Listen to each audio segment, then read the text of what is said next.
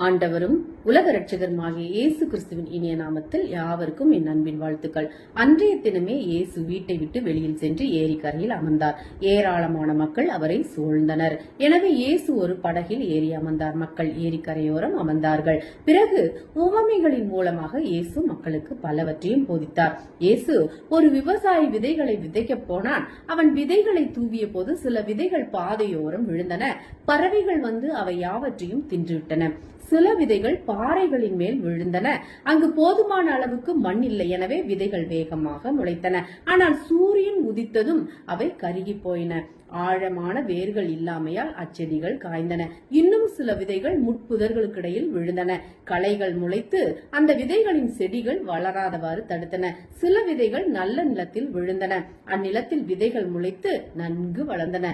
சில செடிகள் 100 மடங்கு தானியங்களை கொடுத்தன. சில 60 மடங்கும் சில 30 மடங்கும் தானியங்களை கொடுத்தன. நான் சொல்வதை கேட்கிறவர்களை கவனியுங்கள் என்று இயேசு கூறினார். சாலையின் ஓரம் விழுந்த விதை யாரை குறிக்கிறது? அது பரலோக ராஜ்யத்தை பற்றி கேள்வியுற்றும் அதை புரிந்து கொள்ளாத மனிதனை குறிக்கிறது.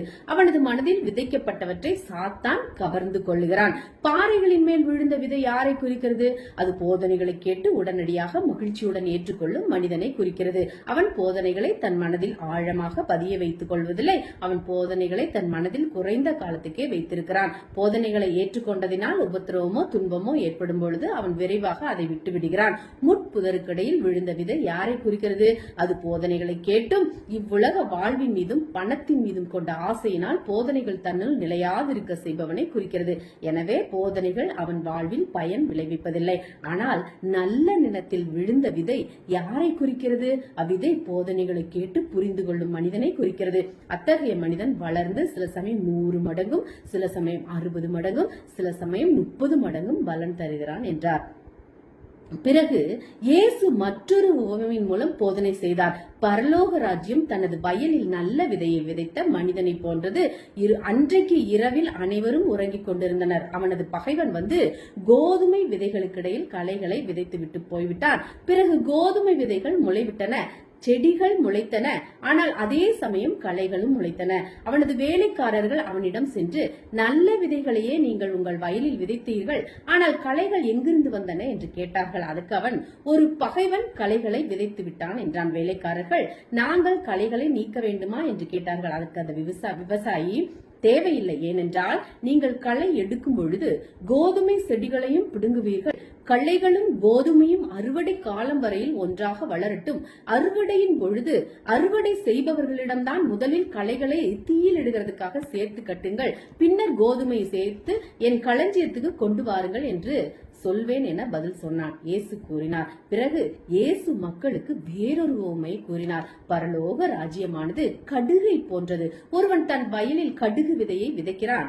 விதைகளெல்லாம் மிகச் சிறியது கடுகு. ஆனால் அது முளைக்கும் பொழுது மிக பெரிய செடிகளில் ஒன்றாக வளருகிறது. அது மரமாக வளர்ந்து பறவைகள் அதன் கிளைகளில் கூடு கட்டுகின்றன என்றார். இயேசு மக்களுக்கு மேலும் ஒரு உவமை கூறினார். பரலோக ராஜ்யமானது ஒரு பெண் மாவுடன் கலக்கும் புளித்த மாவை போன்றது. புளித்த மாவானது அனைத்து மாவையும் புளிக்க வைக்கிறது என்றார். இயேசு மக்களை விட்டு வீட்டுக்குள் சென்றார். அவரது சீஷர்கள் அவரிடம் வந்து, வயலில் முளைத்த களையின் ஓமை கூறும் உண்மை பொருளை எங்களுக்கு விளக்கும் என்று கேட்டனர். இயேசு மறுமொழியாக, நல்ல விதைகளை வயலில் விதைத்தவன் மனிதகுமாரன் தான். இவ்வுலகமே வயல். நல்ல விதைகள் பரலோகத்துக்குரிய நல்ல பிள்ளைகள். களைகள் பிசாசின் பிள்ளைகள். பிசாசே களைகளை விதைத்த பகைவன். உலகின் முடிவு காலமே அறுவடை காலம். தேவதூதர்களே அறுவடை செய்பவர்கள். களைகள் பிடுங்கப்பட்டு தீயிலிடப்படுகின்றன. உலகின் முடிவு காலத்திலும் அப்படியே இருக்கும். மனிதகுமாரன் தனது தேவதூதர்களை அனுப்புவார். அவரது தூதர்கள் பாவம் செய்பவர்களை கண்டுபிடிப்பார்கள்.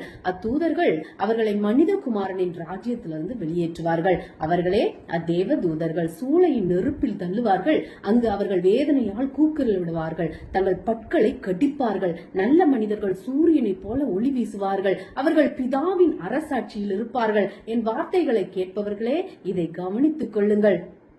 பரலோக ராஜ்யம் புதைத்து வைக்கப்பட்ட செல்வத்தை போன்றது. புதைத்து வைக்கப்பட்ட செல்வத்தை ஒருவன் ஒரு நாள் கண்டுபிடித்தான். புதையல் கிடைத்தால் அவன் மிக மகிழ்ந்தான். மீண்டும் அவன் அச்செல்வத்தை புதைத்து வைத்து அந்த நிலத்தை வாங்குவதற்காக தன்னிடமிருந்து எல்லாவற்றையும் விற்றான். மேலும் பரலோக ராஜ்யம் நல்ல முத்துக்களை தேடும் வியாபாரியை போன்றது. ஒரு நாள் அவ்வியாபாரி மிகச்சிறந்த முத்து ஒன்றை கண்டான். அம்முத்தை வாங்குவதற்காக தன்னிடமிருந்து அனைத்தையும் அந்த வியாபாரி விற்றான். பரலோக ராஜ்யம் ஏரியில் விரிக்கப்பட்ட வலையை போன்றது. ஏரியில் விரிக்கப்பட்ட ஒரு வலை பல வகையான மீன்களை பிடித்து நிரம்பிய வலையை மீனவர்கள் கரைக்கு இழுத்தனர். நல்ல மீன்களை மீனவர்கள் ஒரு கூடையில் இட்டனர். பின் தகுதியற்ற மீன்களை தூர எறிந்தனர். இவ்வுலகின் முடிவு காலத்திலும் அவ்வாறே நடக்கும். தேவதூதர்கள் வந்து நல்ல மனிதர்களை தீயவர்களிடமிருந்து பிரிப்பார்கள். அந்த தேவதூதர்கள் தீயவர்களை சூளையின் நெருப்பில் எரிவார்கள். அங்கு அவர்கள் வலியினால் கூக்குரலிட்டு பற்களை கடிப்பார்கள். பிறகு இயேசு தம் சீஷர்களிடம், உங்களுக்கு இவைகள் புரிகின்றனவா என்று கேட்டனர். சீஷர்கள், ஆம், எங்களுக்கு புரிகின்றனர் என்று பதிலளித்தனர். கொரிந்தியர் 9:10 விதைக்கிறவனுக்கு விதையையும் புசிக்கிறதுக்கு ஆகாரத்தையும் அளிக்கிறவர் உங்களுக்கு விதையை அளித்து அதை பெருக பண்ணி உங்கள் நீதியின் விளைச்சலை வர்த்திக்க செய்வார். அவன் விதைக்கையில் சில விதை வழி அருகே விழுந்தது. பறவைகள் வந்து அதை பட்சித்து போட்டது. ஒருவன் ராஜ்யத்தின் வசனத்தை கேட்டு உணராது இருக்கும்போது பொல்லாங்கன் வந்து அவன் இருதயத்தில் விதைக்கப்பட்டதை பறித்துக் கொள்கிறான். அவனே வழி அருகே விதைக்கப்பட்டவன். வழி அருகே உள்ள நிலம் கற்பாறை நிலம், உள்ளுள்ள நிலம் நல்ல நிலம். மத்தேயு 13:5, 6, 20, 21. சில விதை அதிக மண்ணில்லாத கற்பாறை இடங்களில் விழுந்தது. மண் ஆழமாய் இராததினாலே அது சீக்கிரமாய் முளைத்தது. வெயில் ஏறின போதோ தீந்து போய் வேறில்லாமல் உலர்ந்து போயிற்று. கற்பாறையில் இடங்களில் விதைக்கப்பட்டவன் வசனத்தை கேட்டு உடனே அதை சந்தோஷத்தோடு ஏற்றுக்கொள்ளுகிறவன். ஆகிலும் தனக்குள்ளே வேறில்லாதவனாய் கொஞ்ச காலம் மாத்திரம் நிலைத்திருப்பான். வசனத்தின் நிமித்தம் உபத்திரமும் துன்பமும் உண்டானவுடனே இடலர் அடைவான். மத்தேயு 13:7, 22. சில விதை முள்ளுள்ள இடங்களில் விழுந்தது. முள் வளர்ந்து அதை நெருக்கி போட்டது. முள்ளுள்ள இடங்களில் விதைக்கப்பட்டவன் வசனத்தை கேட்கிறவனாயிருந்தும் உலக கவலையும் ஐஸ்வர்யத்தின் மயக்கமும் வசனத்தை நெருக்கி போடுகிறதுனால் அவனும் பலனற்று போவான். மத்தேயு 13:8, 23. சில விதையோ நல்ல நிலத்தில் விழுந்து சிலது 100ஆகவும் சிலது 60ஆகவும் சிலது 30ஆகவும் பலன் தந்தது. நல்ல நிலத்தில் விதைக்கப்பட்டவனோ வசனத்தை கேட்கிறவனும் உணர்வுமாய் இருந்து 100ஆகவும் 60ஆகவும் 30ஆகவும் பலன் தருவான் என்றார். தேவனுடைய பிள்ளைகளாகிய நாம் கர்த்தரையே சார்ந்து கொள்ள வேண்டும். அப்பொழுது அவர் முன்மாறியும் பின்மாறியும் நமக்கு பொழிய பண்ணுவார். அப்பொழுது நிலத்தில் விதைக்கும் நம்முடைய விதைக்கு அவர் மழையையும் நிலத்தின் பலனாகிய ஆகாரத்தையும் தருவார். இதைத்தான் ஏசாயா தீர்க்கதரிசி ஏசாயா 30:23 அப்பொழுது நீ நிலத்தில் விதைக்கும் உன் விதைக்கு அவர் மழையும் நிலத்தின் பலனாக ஆகாரத்தையும் தருவார். அது கொழுமையாயும் புஷ்டியுமாய் இருக்கும். அக்காலத்திலே உன் ஆடு மாடுகள் விஸ்தாரமான மேய்ச்சல் உள்ள ஸ்தலத்திலே மேயும்.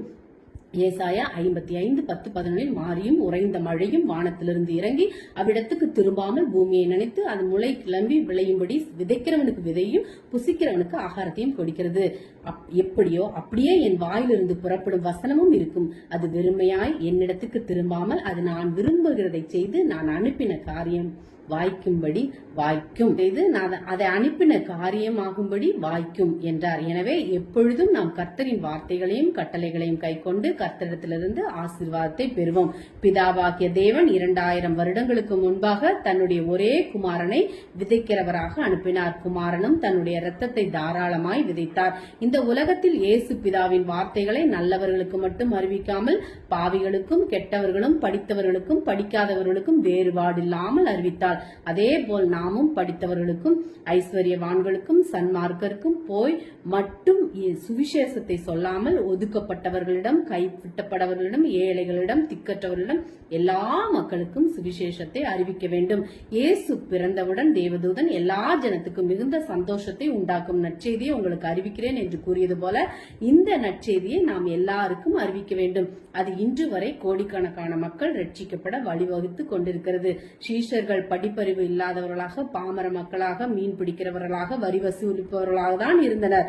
அவர்கள்தான் உலகத்தை கலக்குகிறவர்களாக மாறினார்கள். அதுபோல எவரும் படிப்பில்லையே தைரியம் இல்லை என்று நினைக்காமல் தேவனுடைய ராஜ்யம் கட்டப்படும் பணியில் இறங்கி பாடுபடுவோம்.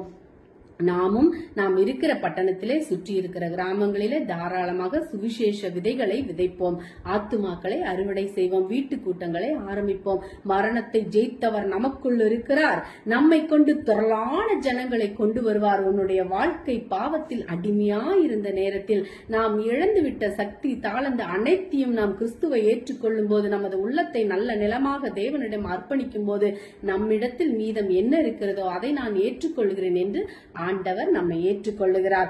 பாவத்தில் விளைவுகள் நம்மை அணுகாதபடி நல்ல நிலமாக நமது இருதயத்தை தேவனிடத்தில் கொடுத்தால் தேவன் அதில் பல மடங்கு ஆசீர்வாதத்தை தருவார். ஆமென். நீங்கள் ஆசீர்வதிக்கப்பட்டவர்கள். தேவன் தாமே உங்கள் யாவரையும் ஆசீர்வதித்து வழி நடத்துவாராக. Praise God.